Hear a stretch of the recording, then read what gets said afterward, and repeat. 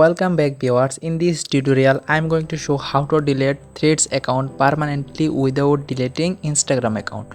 So let's start the video.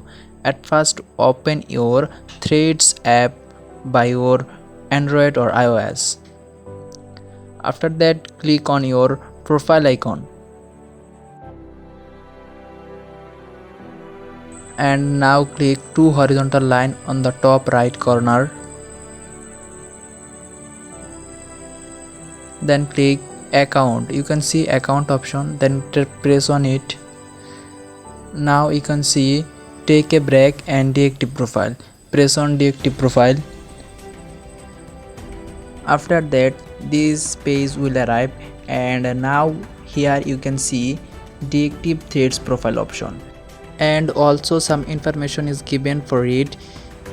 Truly, you cannot delete your Threads account permanently without deleting your Instagram account, but you can deactivate your Threads account and you can reactivate.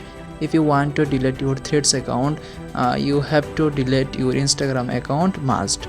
So you cannot delete your Threads account without deleting your Instagram account, and then press on deactivate threads profile and then press deactivate, and your threads will be deactive and you can reactivate it anytime.